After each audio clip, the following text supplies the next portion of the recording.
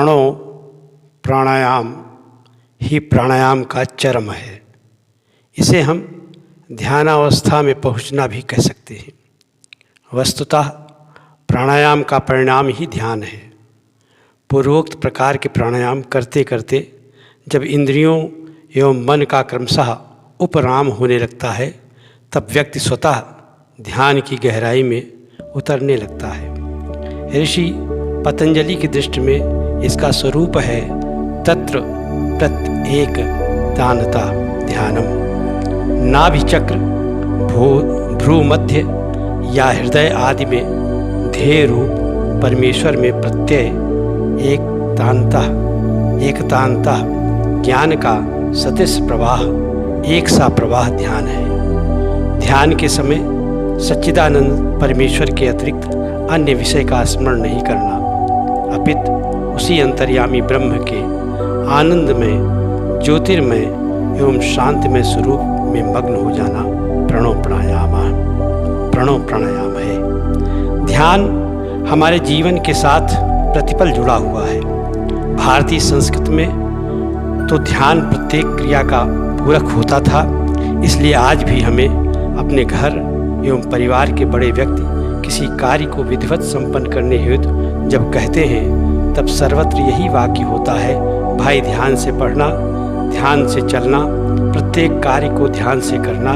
आज हम ध्यान शब्द का प्रयोग तो करते हैं, परंतु यह ध्यान क्या है, उस ओर किसी का ध्यान नहीं जाता है। लेकिन जीवन के प्रत्येक कार्य के साथ जुड़े इस ध्यान शब्द से हम तो यह जान ही सकते हैं कि ध्यान जीवन का अपरिहार्य अंग है। ध्यान के बिना जीवन अधूरा है।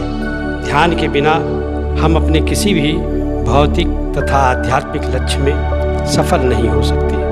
ध्यान से ही हम सदा आनंदमय एवं शांतिमय जीवन जी सकते हैं। ध्यान के लिए अर्थपूर्वक ओंकार का जप अवलंबन सर्वोत्तम है। भगवान ने भौहों, आँख, नाक, ओष्ठ, कान, हृदय, छाती आदि समस्त अंगों की आकृति ओंकार में बनाई है।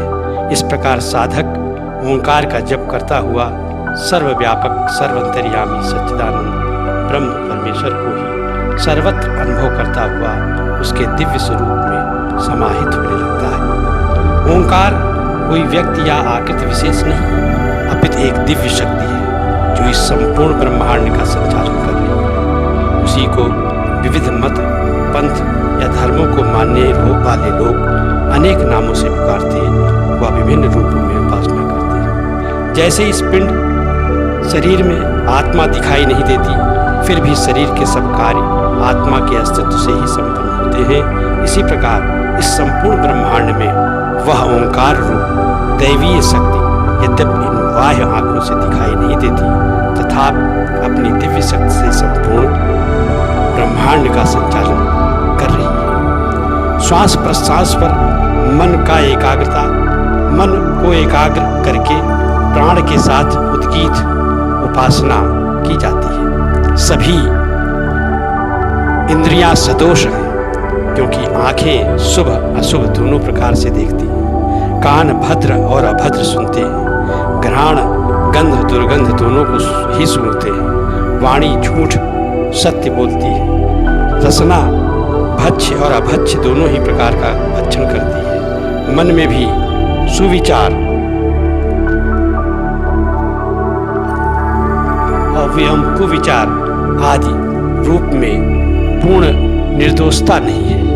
प्राण पूर्ण निर्दोष एवं निर्विकार है, अतः निर्विकार एवं निर्दोष दिव्य चेतना के साक्षात्कार के लिए हमें निर्दोष प्राण का आश्रय लेकर प्राण के साथ उद्गीत उपासना करनी चाहिए। जब भी समय उपलब्ध हो बैठ जाएं और दृष्टा बनकर श्वास प्रश्वास को दीर्घ एवं सूक्ष्म गति से लेते एवं छोड़ते हुए प्रत्येक श्वास के साथ प्रणव प्राणायाम करें। श्वास लेते और छोड़ते समय श्वास की गति इतनी सूक्ष्म होनी चाहिए कि स्वयं को भी श्वास की ध्वनि की अनुभूति न हो, और यदि नासिका के आगे रुई भी रख दें तो हिले नहीं।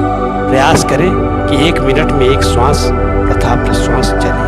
इस प्रकार श्वास को भीतर तक देखने का भी प्रयत्न करें। प्रारंभ में श्वास के स्पर्श की अनुभूति मात्र नासिकाग्र पर होगी।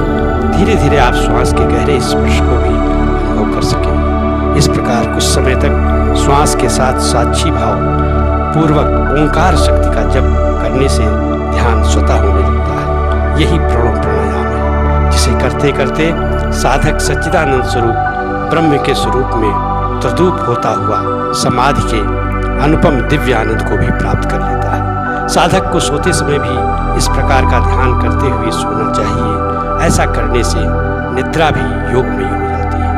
आंतरिक नकारात्मक शक्ति का रूपांतरण होकर रोगों का क्षय तथा जीवन में ऊर्जा, पवित्रता, सुख, सुस्वास्थ्य एवं सकारात्मक शक्ति का जागरण होने लगता है और साधक का संपूर्ण जीवन योग में होने लगता है।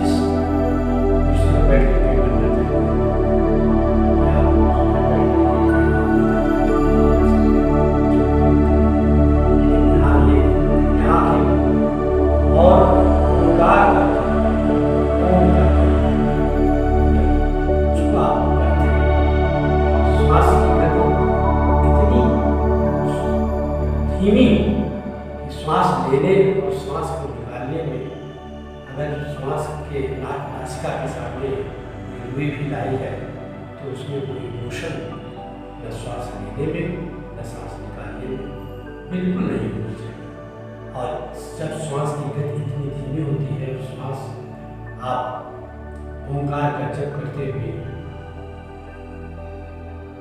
इस प्रकार की श्वसन क्रिया करते हैं तो आपका ध्यान धीरे धीरे अंतर्मन में ब्रह्म पर भी ईश्वर में ही लगने लगता है और वह आपकी अवस्था ध्यान अवस्था करूँगा। इसको आप देखें, इसमें आप कम से कम 5 मिनट और अधिक से अधिक आप आधे घंटे और घंटे जब आप करना शुरू करेंगे तो इसका आनंद आएगा। और बाह्य किसी भी कार्य में जिसमें आपका मन ध्यान लगाते वक्त जाने लगता है उससे दूर होने से आएगा और ध्यान केवल ओंकार के ऊपर रहेगा, परमात्मा में ध्यान, ब्रह्म पर ही ध्यान रहेगा। ये क्रिया आप करेंगे करते करते ही आपको अभ्यास हो जाएगा, इसमें आपको काफ़ी रुचि।